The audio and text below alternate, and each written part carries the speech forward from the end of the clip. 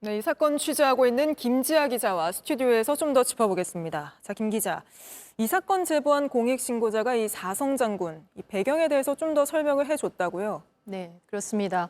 공익신고자에 따르면 평소 이종호 씨와 대통령 경호처 출신인 송모 씨의 모임에서 해병대에서도 사성 장군이 나와야 한다. 그건 임성근 전 사단장이 되어야 한다는 취지의 대화를 많이 했다고 합니다.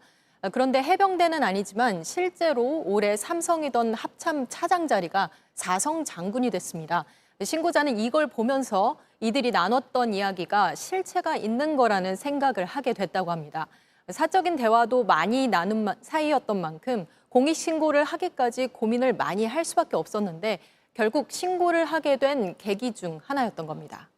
네, 그리고 또 공익신고자가 실제로 구명 로비가 있을 수 있겠다, 이런 의심을 하게 된 게 저희가 확보한 이 녹취 파일 때문만은 아니라고요? 네, 확보한 녹취 파일 때문만은 아닙니다. 이거 말고도 이종호 씨가 김건희 여사에 대해 평소에 해왔던 말들 때문이었습니다.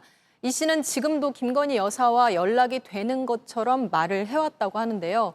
이 씨가 다른 사람들을 언급할 때는 인맥을 마치 과시하듯이 말을 했는데 특히 김건희 여사에 대해서 말할 땐 여사의 수행원 이름까지 구체적으로 거론을 하면서 말을 했다고 하고요. 네. 예를 들어서 어떤 일을 부탁하려면 누구누구에게 해야 한다. 이런 식으로 실명을 말하면서 설명을 했다고 합니다.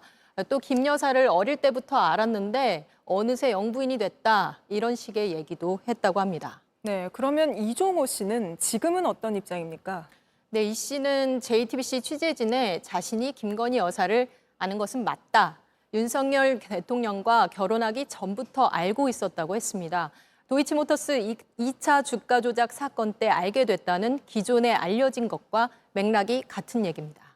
네, 관련 내용 수사하고 있는 공수처는 지금 어떤 입장입니까? 네, 앞서 보도해드린 대로 공익신고자는 저희가 보도한 녹취 파일을 비롯해 관련 정황이 담긴 증거들을 제출한 상황입니다. 공수처에선 해당 내용을 검토한 후 이 씨를 포함한 사건의 핵심 인물들에 대해 조사를 할 것으로 보입니다. 네, 알겠습니다. 김지아 기자와는 여기까지 이야기 나눠보겠습니다.